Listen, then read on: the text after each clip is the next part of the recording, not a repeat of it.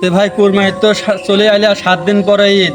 তে কুরবানি কি দেওয়ার কোনো ব্যবস্থা কি নিয়েছেন নাকি? ভাই এই তো আর কয়দিন পরে ঈদ ঈদ চলে আসলে গরু তো কেনার দরকার। তে বিষয়টা হচ্ছে ভাই, এতদিন তো মনে করেন এলাকাবাসী বন্ধু বান্ধব ভাগে কুরবানি দিছি, সামর্থ্য যেরকম ছিল সেরকম করেছি। তো এখন তো ভাই মনে করেন সামর্থ্য আপনারও হয়েছে আমারও হয়েছে, বুঝলেন নাই? তে আমি তো একা একাই দেবো, আমি হাটে যাব কালকে গরু কিনতে। আপনারও তো সামর্থ্য হয়েছে, আপনারাও গরু একটা করে কুরবানি দেবেন, বুঝছেন ভাই? একটা গরু কিনতে গেলে তো মেলা টাকা দরকার। কত টাকা খরচ করবো এখন ঈদের সামনে। ভাই দেন, সামর্থ্য ছিল না আগে শ্যাম খার হিসাব আলাদা, এখন সামর্থ্য আছে, কৃপণতা কই লাভ নাই।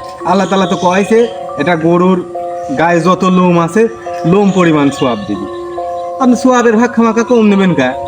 ভাই আজকে মরি গেলি সম্পত্তি কোনো কাজে লাগবে না নে, কৃপণতা করার দরকার নাই, কৃপণতা করেন না ভাই, এটা করে গরু কুরবানি দেবো আমরা।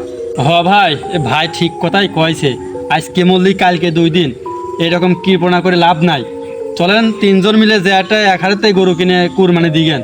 তুই ঠিকই করছিস, ভাইও ঠিকই কয়। চল কালকে তাহলে আলাদা আলাদা করে তিনজনে তিনটে গরু কিনে কুরবানি দেবো তিনজনে, চল। এই তো ভাই খুব ভালো।